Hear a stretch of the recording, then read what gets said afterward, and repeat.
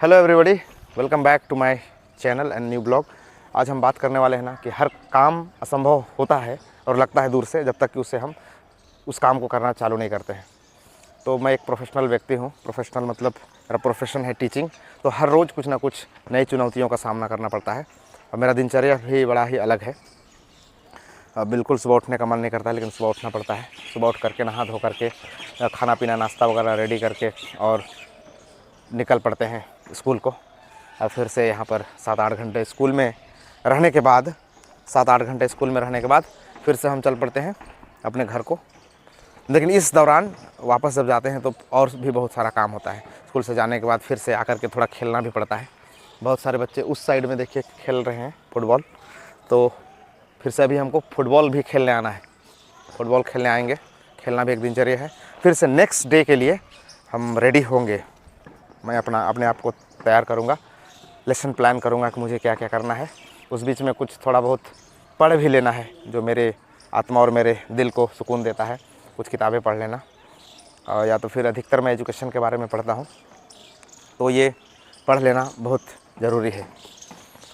और पढ़ लेने का जब मैं बात कर रहा हूँ तो मैं कुछ इस तरह से बताना चाहता हूँ कि अभी जो बच्चे हैं ना गाँव के, उनके पास एक्सेस बहुत कम है। भले मोबाइल मिल गया, उनके घर में हो सकता है मोबाइल हो, लेकिन जो पेन पेपर कॉपी वगैरह जो है ना, उसका एक्सेसिबिलिटी बच्चों को नहीं मिलता। एक्सेसिबिलिटी का मतलब होता है कि उसके यहाँ वो चीज़ अवेलेबल ही नहीं है, वो किताबें अवेलेबल नहीं है, किताब उस घर में नहीं है, बुक नहीं है तो वो बड़े लेवल का किताब है। क्लास 9-10 के बच्चे पढ़ेंगे, 7-8 के बच्चे पढ़ेंगे। लेकिन छोटे बच्चे, जूनियर बच्चे, क्लास 1-2-3 के बच्चों में जो रुचि होती है, उस तरह की किताबें अगर घर में हम लोग अवेलेबल करवाते हैं, रखते हैं, या पुरानी किताब भी है तो उसे सहेज करके रखते हैं, तो बहुत ही फ़ायदेमंद होगा।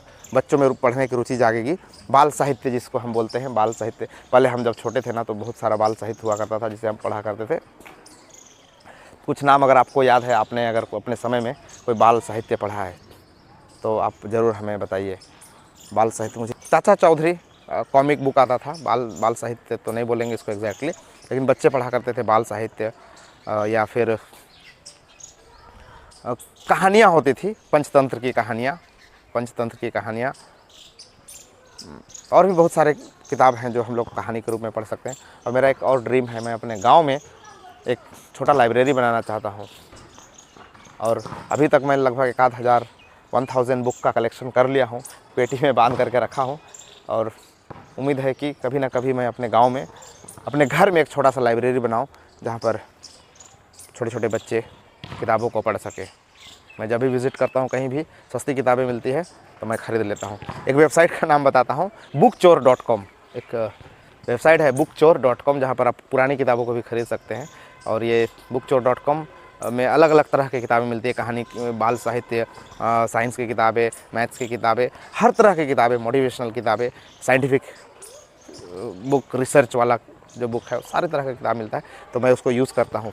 कोई प्रमोशन नहीं कर रहा हूँ bookchor.com का, लेकिन I use it to buy old books. पुराने बुक भी रहता है, बहुत अच्छे कंडीशन में रहता है, तो ख़रीद सकते हैं, जिसको हम यूज़ कर सकते हैं अपने डेली लाइफ में। सो अभी वापस फिर से जाना है घर। अभी तक ड्यूटी में हूँ, ड्यूटी ख़त्म हो चुका है तो कभी का, और बच्चे लोग ऑलरेडी खेलने के लिए आ चुके हैं। और इसमें हम जब जाते हैं घर तो थोड़ा कुछ खा करके आ जाएंगे खेलने के लिए। Already came for volleyball. You are playing volleyball और फुटबॉल? वॉलीबॉल। बाकी लोग कहाँ? Okay, I will change dress and come fast.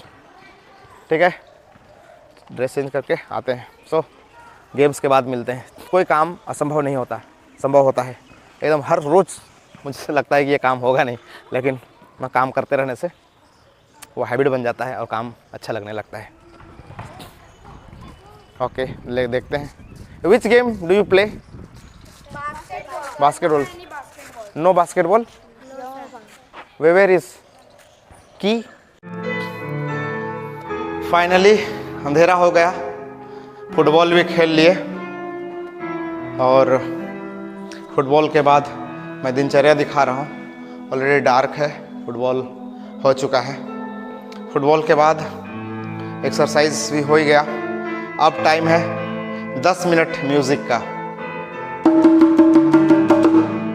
10 minute थोड़ा सा म्यूज़िक बजाएंगे।